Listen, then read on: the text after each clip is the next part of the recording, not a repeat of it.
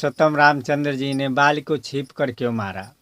ये बात कई लोग प्रश्न करते हैं और ये बात बाल भी पूछा था। वो भी कहे थे कि धर्म हेतु अवतरहि गोसाई मारे मोहि व्याध के नाई। कहते हैं कि प्रभु आप तो धर्म के लिए स्थापना के लिए अवतार लिए, तो फिर मुझे क्यों और इस तरह मारे, छिप कर मारे, सामने से भी युद्ध नहीं किए? तो कारण क्या था कि भगवान राम ने बाल को छिप कर मारे, सामने से नहीं लड़े।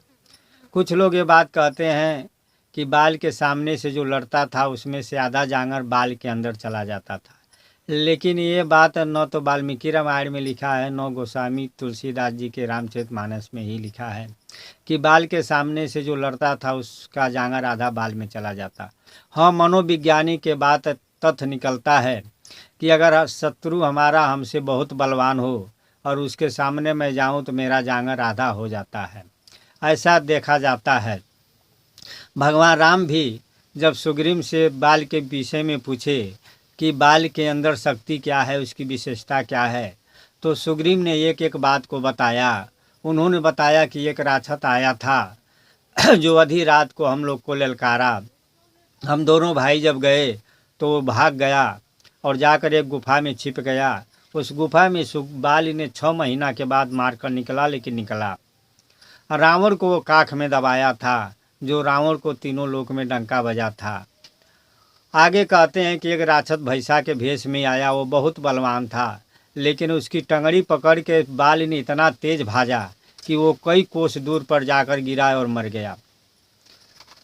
आगे कहते हैं सुग्रीव की हे प्रभु, बाल की छाती इतनी बलवान है, इतनी वज्र है कि उसके छाती में वही तीर छेद सकता है जो एक बार में 7 तरकुल गिरा दे।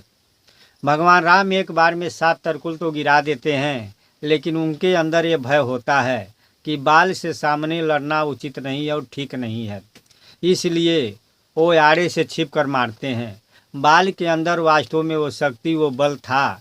रामानंद सागर जो रामायण बनाए हैं, उस रामायण में जब बाल की चिता जलाई जाती है सम्मान सहित, तो वहाँ कवि गायक गाता है कि बजा विजय के डंका का भारत का लंका। कवि कहता है कि बाल का डंका बजा था, चाहे वो भारत हो या चाहे लंका हो, ये दोनों राज्य में कोई लड़ने वाला बाल के सामने नहीं था। आज उस बाल की चिता जल रही है। तो वास्तव में बाल के अंदर इतनी शक्ति थी, इतना वो बलवान था, और इस बात का अनुभव भगवान राम का था। और जब उन्हें अनुभव हो गया तो वो सामने से लड़ाई करना उचित नहीं समझे। और वास्तव में चाहिए भी। कुशल पुरुष, होशियार पुरुष की यह पहचान होती है कि सामने शत्रु की पहचान करके ही लड़ाई की रणनीति बनाई जाए। इसलिए भगवान राम ने बाल को छिप कर मारे।